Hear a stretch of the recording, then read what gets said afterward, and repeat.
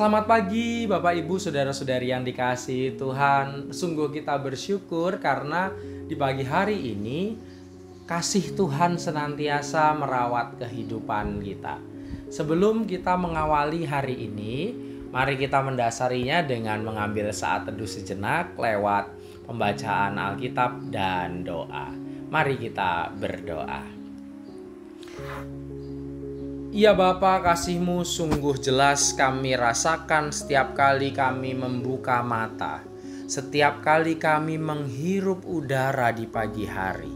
Biarlah cinta kasih-Mu ini terus memenuhi lubuk hati kami, sehingga kami senantiasa takjub dan bersyukur atas segala karya Tuhan yang boleh terjadi dalam hidup.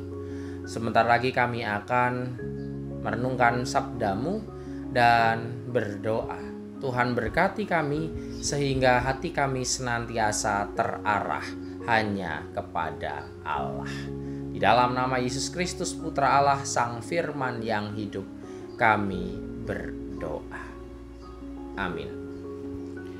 Bacaan kita hari ini diambil dari Yakobus 1 ayat 14 sampai dengan 16. Yakobus pasal 1 ayat 14 sampai dengan 16. Jika kamu menaruh perasaan iri hati dan mementingkan diri sendiri, janganlah memegahkan diri dan janganlah berdusta melawan kebenaran. Hikmat seperti itu tidak datang dari atas, tetapi dari dunia dan dari nafsu manusia, dari setan. Sebab di mana ada iri hati dan mementingkan diri sendiri, di situ ada kekacauan dan segala macam perbuatan jahat. Respon pencobaan atau pergumulan yang datangnya dari luar adalah sukacita, ketabahan. Karena dari sanalah Allah hendak membuat kita semua semakin bertumbuh dan mengakar lewat iman. Selamat pagi Bapak Ibu dan saudara-saudari yang terkasih. Demikianlah hal yang kemarin baru saja kita renungkan. Pada hari ini pertanyaan penting yang hendak kita refleksikan adalah, lantas bagaimana setelah kita melakukan pemeriksaan diri, pergumulan ini datangnya dari mana ya? Apakah dari luar, maka aku harus tetap tabah dan beriman? Ataukah dari dalam? Setelah kita ngecek, ternyata asal pencobaan yang kita alami ternyata ada yang datangnya dari dalam, dari kesalahan kita, dari dosa.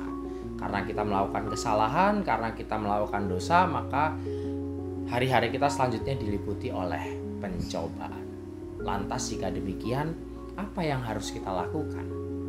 Yakobus menyadarkan kita pada teks hari ini bahwa pencobaan bukan hanya berasal dari luar, tetapi atau seringkali begitu, pencobaan itu juga berasal dari diri kita sendiri.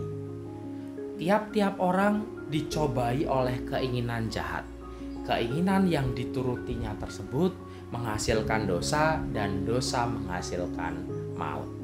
Artinya, pencobaan atau pergumulan yang kita alami seringkali muncul karena kelemahan diri kita yang tidak mampu menguasai keinginan, sehingga kemudian melakukan dosa.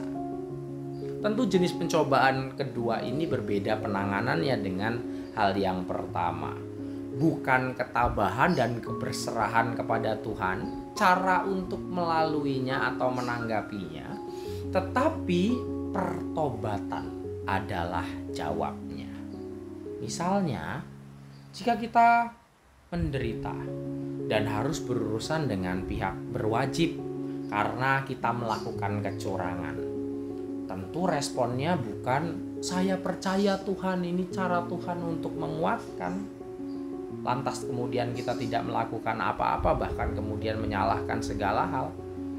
Tentu responnya seharusnya, ya Tuhan, saya bertobat. Ini ibarat sakit kepala tapi minumnya diare.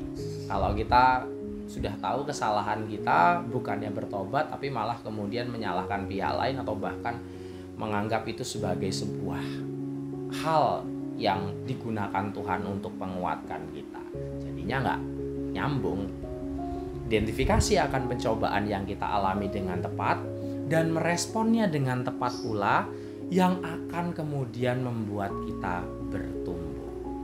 Awas hati-hati tertukar.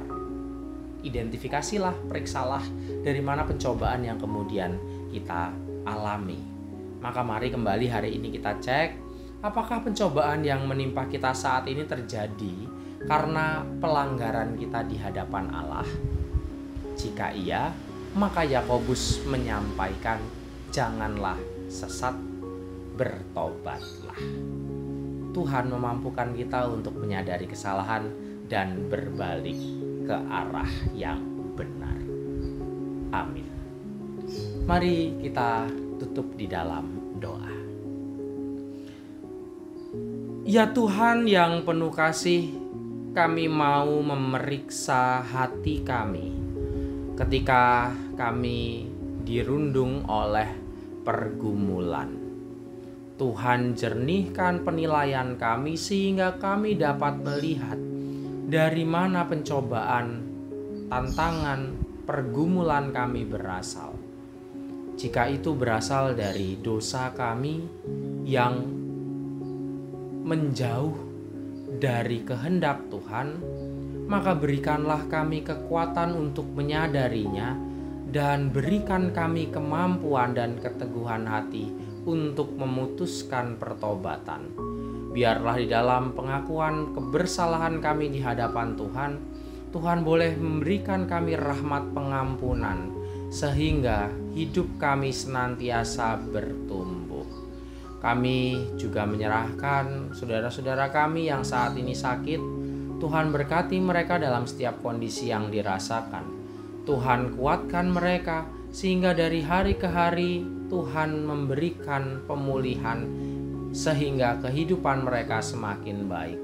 Kami juga berdoa bagi mereka yang membutuhkan pertolongan karena sedang mengalami pergumulan.